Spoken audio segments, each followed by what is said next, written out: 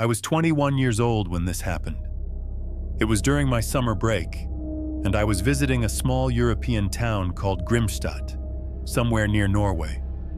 A few friends and I had decided to explore the town's old graveyard one night, just for fun. It was supposed to be thrilling, just a spooky little adventure. This cemetery was ancient, dating back to the 1800s.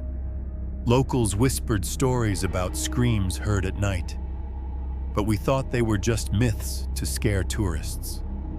That night, August 3rd, we left at around 11:45 p.m. with flashlights and snacks, half laughing, half nervous. The gate was rusty, and above it hung an iron sign that read, "Frieden der Toten," Rest of the Dead. As we pushed open the gate, it creaked loudly, setting the tone for the night. But we were trying to act brave. We joked, took selfies, and made up ghost stories, pretending not to be creeped out by the cold breeze and mist that had started to roll in. Everything felt fine, until Arvin, one of my friends, shined his flashlight on an old tombstone. It was small, broken at the edges, and had only a few words. Elsa Nygaard, 1843-1861. Underneath that, someone had carved, "She never left." "What the hell does that mean?" I asked, leaning in. "Maybe some tourist prank," Arvin laughed. "Let's go deeper." But as we took a few more steps into the graveyard, a sudden cold gust of wind hit us.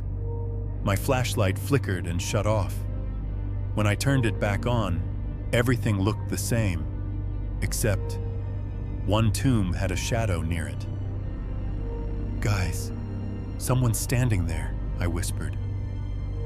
We all turned and pointed our lights, but there was nothing. Just the grave with a withered flower. "I swear I saw someone," I said. Arvin's face was pale. "I saw it too." Then, out of nowhere, we heard a scream, high-pitched and haunting.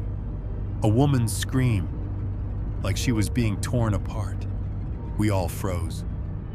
That's not funny," Harry said, looking around nervously.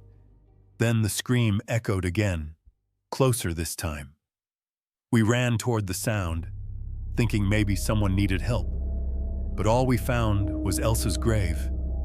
The dirt looked freshly dug, wet, as if someone had just disturbed it. Then we heard it. A woman's voice, soft but angry. "Why did you come? I told you not to." We stopped cold. The voice was everywhere, around us, inside us. Arvin stumbled backward. "Elsa! Her name's on it. Is this her?" My flashlight died again. Silence followed, thick and choking. And then, right next to my ear, I heard a whisper. "You shouldn't be here." I screamed, turned my light back on, and felt something grip my back. Cold, wet, strong. I twisted out of it and shined the light behind me. No one was there, but my shirt was soaked with wet dirt. Like a hand had come straight from a grave and touched me. We all ran, fast. No talking, no looking back. Just sprinted until we were out of the graveyard. Only then did we finally breathe. But that's not the end. The real twist came the next day. We went to Grimstad's local museum, where they had old photos and town history records. We were laughing about the whole thing, trying to make it feel like less than it was. But then we saw a photo. 4 boys standing in the same graveyard, near Elsa's grave. Except one of them looked exactly like her. Same old clothes, same pale face. Below the photo, it read, "Taken August 3rd, 1879, the night 4 boys disappeared." But we came back, didn't we?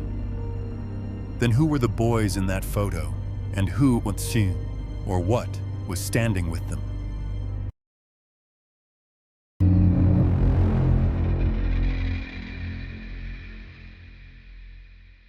This happened to me when I was 21.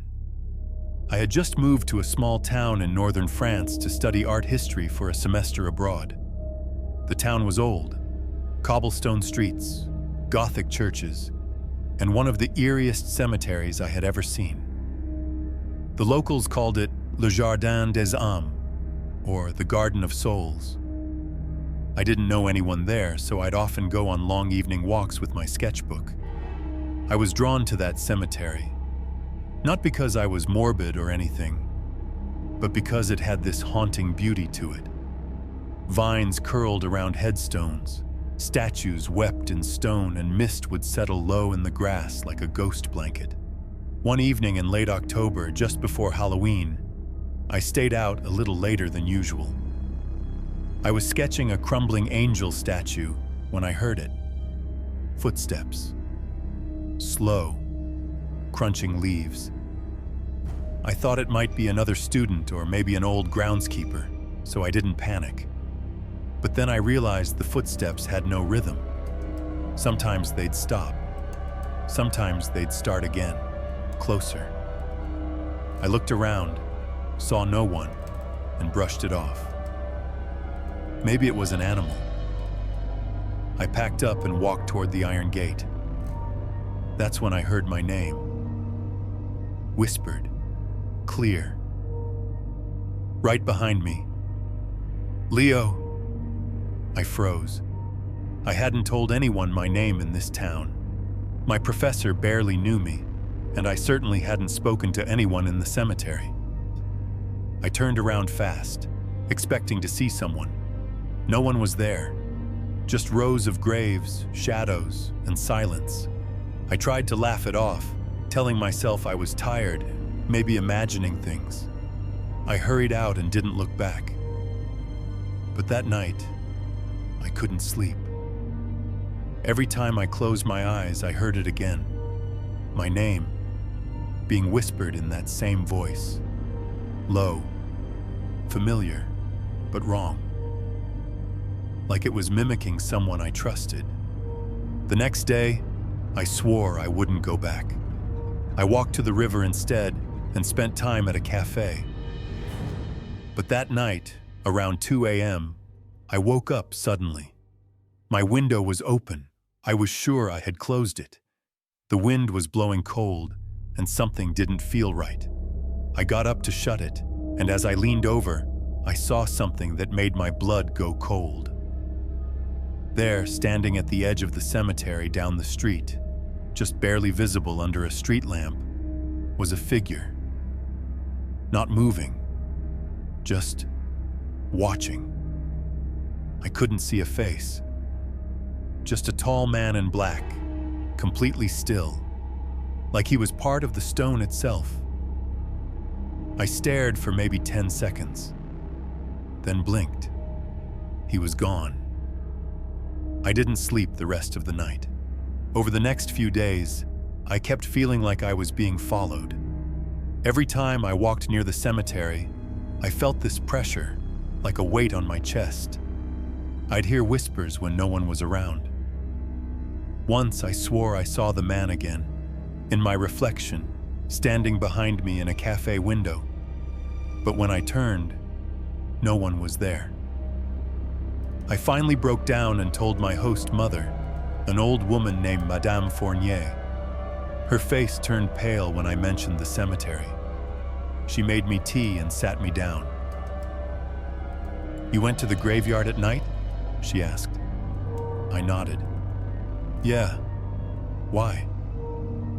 She looked away, then said, "Many years ago, a young man your age died there. He had no family. No one claimed him. People say his spirit wanders, looking for someone to take his place." I laughed nervously, thinking she was joking. "That's just a story, right?" She didn't laugh. "He only appears to those who walk the graveyard alone. He learns their name, follows them, and if you answer him..." She didn't finish that sentence. The next day, I moved out of her house and transferred to an apartment closer to the university.